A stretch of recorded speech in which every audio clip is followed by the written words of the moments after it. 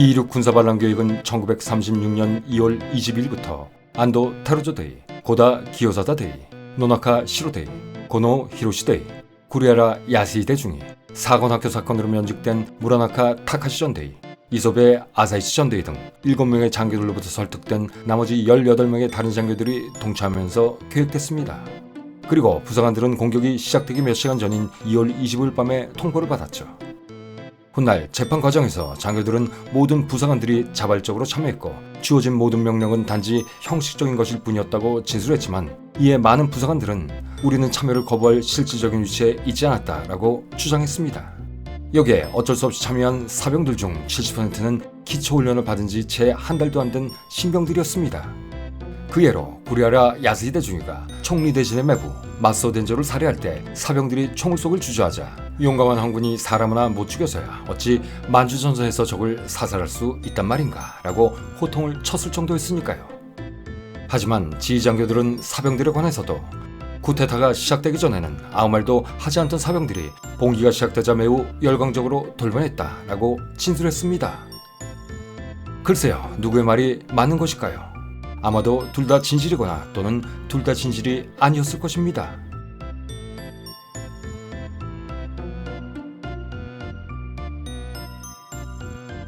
반란군의 주력은 제1사단, 제3보병연대 소속 1, 3, 6, 7, 10중대 병력과 최신식 장비였던 90식 75mm 야포 등을 장비한 같은 사단 소속 제7야전 중표병연대 병력을 포함한 937명이었습니다.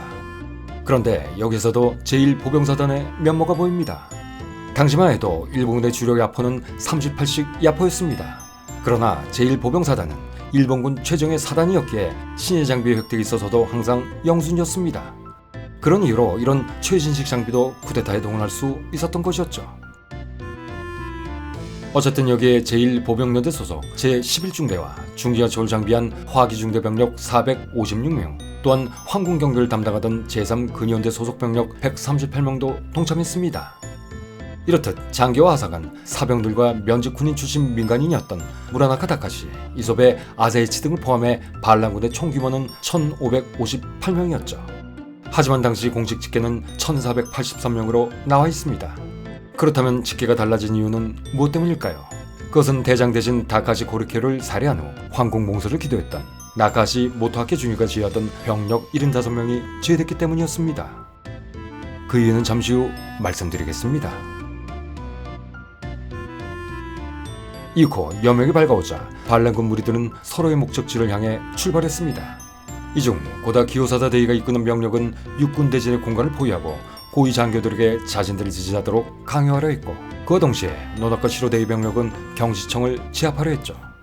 그리고 다른 4개의 부대는 총리 대신과 대장 대신, 내 대신 시종장을 암살하기 위해 해당 지역으로 진입하려 하고 있었습니다. 그중 사카이나오 중위가 이끄는 병력이 제일 먼저 내 대신 사이토 마코토의 저택 앞에 도착했습니다. 그들은 경비를 서던 경찰관들을 간단하게 제압한 후 저택으로 난입해 2층 침실에 있는 사이토 마코토와 그의 아내 하루코를 발견하자마자 말 한마디 하지 못하게 하고 사이토에게 총을 쏴버렸고, 대신 나를 죽여주세요 라고 사이토의 몸을 덮고 말하는 그의 아내를 끌어내고는 무려 47발의 총탄을 다시 발사해 사이토의 몸을 벌집으로 만들어버렸습니다. 아무리 척을 지고 살던 해군 출신 대신이었다고는 하지만 죽기 전 마지막 말조차도 허락하지 않았던 것입니다. 그리고는 그들은 교회에 있던 두 번째 목표물 육군대장 와타나베 교육청감의 집으로 몰려갔습니다. 그리고 이들이 총감을 살해하려 이동하는 사이에 고노 히로시대에는 하사관 6명과 함께 전 내대신이자 황실 고문인 마키도 노부아키 백작을 죽이기 위해 그가 머물고 있던 아타미시의 유고하라 온천으로 향하고 있었죠. 그런데 제거 목표는 이들만이 아니었습니다. 천황의 최측근 고문이며 일본에서 가장 존경받던 정치인이었던 마지막 겐로 87세의 사이언즈 기모치도 여기 포함되어 있었죠. 더구나 사이언즈 기모치는 히로히토의 스승이기도 했었는데 말입니다. 그야말로 마치 한번 설정된 목표는 끝까지 쫓아가서 제거하는 터미네이터처럼 이들의 눈에는 아무것도 보이지 않았던 것입니다. 한편 새벽 5시가 되기 직전 구리하라 야스히데 중위와 병사들은 총리 공간의 정문을 향해 다가서고 있었습니다. 그리고는 총리 관저를 보유하고 공간을 경비하던 경찰 4명을 무참히 사살해버렸죠. 이때 총리 대신 오카다 게이스케는 마침 맞춰놓은 알람이 시끄럽게 울려내는 바람에 잠에서 깨어나 있었습니다. 이때 총소리가 들렸고 잠시 후 자신을 총리 대신에 경호대장이라 자임하던 그의 매부 예비역 육군대제였던 마사오 덴조가 내부를 경비하던 경찰관 2명을 대동하고 침실로 뛰어들었습니다. 그리고는 반란군이 쳐들어왔다고 그에게 말했죠. 이에 오카다 게이스케는 그놈들이 드디어 왔군 이라고 말하며 운명이라는 듯 모든 것을 찬용해버렸습니다. 그러자 다혈질이던 마사오 덴조는 나지마키 여기 가만히 계십시오 라고 말하고는 경찰관들과 함께 밖으로 뛰어나갔습니다. 곧이어 앞마당에 누군가 있다 라고 외친 소리가 들려왔고 오카다가 밖을 내다보자 그의 눈에는 대여섯 명의 군인들이 마사오를 에워싸는 모습이 들어왔습니다. 그러나 쏴버려 라는 구리아라 중위의 고함 소리와 함께 곧이어 여러 발의 총성을 울렸고 마사오 덴조는 그대로 꼬꾸라져 버렸습니다. 잠시 후 구리아라 중위가 병사들을 해치고 앞으로 걸어나가자 병사들은 이 사람이 오카다 총리 대신이라고 보고했고 구리아라는 잠시 망설이다 병사들에게 도도매를 명령했습니다. 이에 병사들은 마사오의 목에 총을 쏘는 잔인하기 이를 데 없는 확인 사살을 했죠. 그런 후 구리아라는 침실에서 총리의 사진을 들고 나와 시신 옆에 무릎을 꿇고 떨리는 손을 애써 감추며 사진과 마사오의 얼굴을 대조해봤습니다. 그런데 마사오의 얼굴과 오카다 게이스케 사진을 대조한 구리아라 입에서 나온 말은 오카다가 맞다 였습니다. 이에 병사들은 만세를 외치기 시작했고 잠시 후 이들은 신문사를 점령하기 위해 급히 총리 관저를 떠나버렸죠. 이렇게 자신의 매부 마사오 덴조가 대신 죽고 구리아라 야스히데가 신원 확인에 실패하는 바람에 오카다 게이스케는 기적적으로 살아남을 수 있었던 것입니다. 그렇다면 당시 구리아라 야스히데는 왜 신원 확인에 실패했을까요? 당시 현장은 상당히 어두웠습니다. 그리고 이들이 마사오에게 총을 무차별 난사하는 바람에 얼굴에까지 총을 맞은 마사오 덴조의 안면부는 심하게 훼손돼 있었고 이로 인해 얼굴에는 위혈 또한 낭자한 상태였습니다.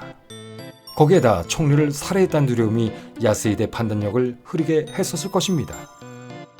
어쨌든 구리아라 야스히데 중위가 이끄는 반란군은 총리 공간에 병력을 배치하고 나머지 병력 60명을 트럭 3대에 나눠 태운 뒤 자유주의 신문인 아사히 신문사로 이동했습니다. 그리고 반일본 신문사에 대한 신의 보복이라고 소리치며 신문사를 청구해버렸죠. 그런 다음 활자판을 바닥에 뒤집어 엎어 발행을 막아버리고 대신 공기선언 호해를 발행하라고 겁박했습니다. 그리고 자신은 총리 관저로 다시 돌아갔죠. 총리 대신 오카다 게이스케가 습격당할 당시 오카다의 비서이자 사위인 사코미즈 히사츠네는 집 밖에서 난 총소리에 잠을 깼습니다. 그의 집이 바로 총리 공간의 후문길 건너편에 있었기 때문이었죠. 처음에 간헐적으로 들리던 총소리는 나중에는 기관 총소리까지 합쳐져 요란하게 들리기 시작했고 밖에 나가보니 경찰이 반란군의 기세에 눌려 밀려나고 있었습니다. 이에 사코미즈는 경찰청에 전화를 걸었습니다. 그러나 수억에서 넘어온 소리는 우리는 걸기부대입니다 라는 소리였죠. 이미 노나코 시로데이가 지휘하는 제3보병연대 병력 460명이 경시청을 점령해버린 것입니다. 이에 사코미즈는 전화를 끊고 다시 인근 고지마치에 있는 헌병대로 전화를 했습니다. 그러나 상황을 통제할 수 없습니다. 우리가 뭘 할 수 있겠습니까? 라는 답만을 들을 수 있었습니다. 한편 총리 관저에서 한두 블록 떨어진 곳에 있는 가하지마 요시유키 육군대진의 공간과 육군성에는 고다 기요사다 대위가 이끌고 있는 쿠테다군 150명이 몰려들고 있었습니다. 잠시 후 가하시마의 신병을 확보한 반란군은 이미 점령한 육군성에 가하시마와 함께 들어가 참모본부 요원들을 모아놓고 자신들의 요구사항을 읽기 시작했습니다. 그 요구사항은 첫째, 정치사회적 개조와 통제파 지도자들을 체포할 것. 둘째, 중구로의 팽창을 반대하는 황도파 장교들을 요직에 임명할 것. 셋째, 소련을 압박하기 위해 아라키 사다오 장군을 관동군 사령관에 임명할 것. 넷째, 계엄령의 선포와 육군 대진이 황궁을 방문해 천황에게 걸기군의 의도를 즉시 상조할 것 등을 골자로 한 내용이었습니다. 그런데 이 내용이라는 것이 쿠데타를 일으킨 대의, 즉 우국 충정이니 민생보정이니 하는 말은 단 한 글자도 보이지 않고 그저 자신들의 라이벌 통제파의 제거와 자신들에 대한 보직 흥정 타령뿐이었습니다. 이것이 바로 역모의 실제적 이유였던 것이죠. 어쨌든 그런 사이 안도 테로조 대위가 이끄는 150명의 병력은 스즈키 간타로 시종장의 공간으로 난입하고 있었습니다. 퇴역 해군 제독이었던 스즈키 간타로, 그는 명색이 해군 대장 출신인지라 이런 판국에 도망가면 얼마나 수치스럽겠는가 라며 자리를 뜨지 않고 있었고, 잠시 후 수많은 총검에 둘러싸여 버렸습니다. 이때 병사 한 명이 정중하게 그에게 물었습니다. 제도 카카십니까? 이 스즈키는 그렇다고 말하면서 조용히 두 손을 들었죠. 그리고는 자네들은 무슨 이유가 있어서 이러는 겐가 그걸 말해보게 라고 말했습니다. 그러자 권총을 든 장교하나가 더 이상 시간이 없다 그만 쏴버리자 라고 말했습니다. 이에 스즈키도 모든 것을 체념하고 어쩔 수 없군 어서 쏴라 라고 말하며 몸을 똑바로 폈습니다. 이에 세 개의 권총이 불을 뿜고 그중 한 발이 그의 심장을 관통해버렸죠. 그리고 또 한 발은 그의 얼굴과 사타구니를 꿰뚫어버렸습니다. 그러자 또다시 숨통을 끊어버리라는 일본말 도도메 도도메 라고 누군가 반복해서 소리쳤고 이때 안도 테러조대위가 방으로 들어왔습니다. 앞서 말씀드린 대로 3년 전 안도대위는 스즈키를 찾아온 적이 있었습니다. 그때부터 스즈키의 논리정연한 이야기에 감명을 받은 안도는 그를 우러러보고 있었죠. 그런 이유로 그는 도도메는 지나치게 잔인하다며 부하들에게 더 이상의 살해행위를 멈추고 제도 카카에게 경의를 표하라고 명령했습니다. 그러자 우습게도 방금 잔인하게 살인을 하려 했던 자들이 쓰러진 스즈키 옆에 무릎을 꿇고 바트로 총자세를 취했습니다. 무슨 개그 소재도 아니고 말입니다. 어쨌든 이렇게 스즈키 간타로는 안도 테러조 덕분에 구사일생으로 생존하게 됩니다. 그리고 패망 직전 일본의 마지막 총리가 되죠. 한편 이날 새벽 대장 대신 다카시 고레키오는 널찍한 침실에서 그의 어린 손녀를 재우고 잠들어 있었습니다. 그는 하인에서 시작해 기독교인이 되고 일본은행 총재와 귀족원 의원회까지 오른 입지전적인 인물이었죠. 하지만 젊은 장교들은 그를 몹시 칭호하고 있었습니다. 그 이유는 그가 전년도에 거액의 국방 예산을 삭감해버렸기 때문이었죠. 이후 곧 제3근위원대 소속 나카시 모타키 중위는 천벌이다 라고 외치면서 다카시 이불을 걷어차냈습니다. 그러나 다카시는 절대 겁먹지 않았죠. 그는 나카시를 올려다보며 멍청한 놈 이라고 소리쳤습니다. 그러자 노인의 기계에 눌린 나카시는 총을 쏘지 못하고 망설이게 됐죠. 그러나 이때 나카시마 칸지 중위가 앞으로 나오더니 고함을 지르면서 칼을 휘둘러 버렸습니다. 결국 이 칼날이 다카시의 오른팔을 절단해버렸고 이어 나카시마는 그의 배에 칼을 꽂고 내장이 다 쓸려나올 정도로 잔인하게 좌우로 휘저어버렸습니다. 이렇게 러일 전쟁의 실질적 수훈갑이었던 다카시 고르키오는 죽음을 맞이했던 것입니다. 다카시가 죽자 나카시와 그의 부하 75명은 06시에 공성의 서쪽문을 통해 경내로 들어갔습니다. 원래 나카시 부대는 긴급 구호대대, 즉 지금으로 따지자면 5분 대기조 소속이었죠. 그들의 임무는 유사시 덴노의 숙소 바로 앞에 있는 경내의 정문인 사카시타 문을 지키는 일이었습니다. 그러나 이날은 거꾸로 덴노와 통제파 장교들의 연결을 저지하기 위한 목적으로 이곳에 진입했던 것이죠. 즉 나카시의 임무는 황국의 진로를 점령함으로써 덴노를 고립시킨다는 그야말로 쿠데타 성공의 중요한 요소였던 것입니다. 그런데 이때 결정적인 일이 일어납니다. 나카시 주지가 자진 상관인 황실 경호대장 혼마 겐타로 소자와 조하게 된 것이죠. 이때 혼마는 나카시를 보고 자네는 명령을 전파하지도 않았는데 왜 이곳에 있나? 라고 다그쳤습니다. 그러자 그는 얼떨결에 이날 새벽에 일어난 반란군의 공격 소식을 듣고 성문 경비를 강화하기 위해 스스로 출동했다고 거짓 보고를 합니다. 하지만 지계통의 절차 없이 자유로 출동했다는 나카시를 의심한 혼마는 바로 권총을 빼들고 위협하면서 그를 그 자리에서 즉위 해제시켜버립니다. 다만 그를 체포하지 않았던 이유는 그가 지휘하던 병력과의 충돌을 우려했기 때문이었습니다. 이렇게 소심하기 짝이 없었던 다카시 중위는 그만 자신의 병력을 잃고 말죠. 그리고 구리하라 중위가 장악하고 있던 총리간주로 토지해버렸습니다. 이로써 반란군은 통제파 장군들로부터 히로히토를 격리시킬 수 있는 가장 중요한 교두보를 잃게 됐습니다. 대신 앞서 언급했듯이 이런 일련의 사항 등으로 제3근위연대 75명의 병력은 반란군 진세를 모면할 수 있게 된 것이죠. 하지만 다카시 살해에 동원되고 황궁을 고립시키는 영리를 저질렀던 이 부대가 이처럼 쉽게 면죄부를 받을 수 있었던 진짜 이유는 과연 무엇 때문이었을까요? 그것은 다름 아닌 이 부대의 특성, 즉 황실을 지키는 친위 부대라는 성격 때문이었습니다. 군부 입장에서는 자신의 왕을 보호하는 성스러운 부대의 이미지가 추락하는 것만은 막고 싶었던 것이죠. 나아가 이 부대는 유사시 정유치에서 임무를 성실히 수행했다고 보여지게 할 필요도 있었습니다. 사실은 정유치에는 있었지만 이유는 정반대였는데도 말이죠. 참 눈 가리고 아웅이 따로 없었습니다. 어쨌든 이런 이유 등으로 사건 후 타카시 중위를 제외한 이 75명만은 정부의 반란군 공식지에서 제외됩니다. 그리고 가장 중요한 역할을 했던 이 병력은 진화군 편에 서게 되죠. 이 무렵 도쿄 바깥에서의 임무를 맡은 두 무리의 공격조가 다른 목적지에 각각 도착하고 있었습니다. 그중 한 팀은 타카시 다로중이가 이끄는 반란군 30명이었죠. 전임 교육청감이었던 황도파의 맏형 마사키 진자부로의 후임자인 와타나베 조타로를 살해하기 위해 그의 교회 저택으로 쳐들어갔던 것입니다. 와타나베 부인과 하녀 한 명이 이를 제지했지만 타카시는 이들을 제치고 와타나베 방으로 난입했습니다. 그리고는 같이 있던 그의 어린 딸 앞에서 와타나베를 향해 권총 한 발을 발사하고 중기관총을 쏴 그의 몸을 거의 분해시켜버렸죠. 그리고는 도도매를 한답시고 군대를 뽑아 다시 한번 그의 목을 잘라버리기까지 했습니다. 어린아이가 보고 있는 앞에서 말입니다. 그야말로 천인공노할 짓이었죠. 하지만 그들은 이미 악귀로 변해 있었습니다. 이어 또 다른 무리인 고노 히로시대와 몇몇 하사관들은 유가와로 온천을 뒤지며 사이토 마코토의 뒤를 이어 내대진이 된 마키노 노부아키를 찾으러 다녔습니다. 당시 마키노는 천황의 측근 중 측근이었죠. 하지만 천황을 받들고 그를 위해 죽음도 불사하던 그들은 그런 것은 안중에도 없었습니다.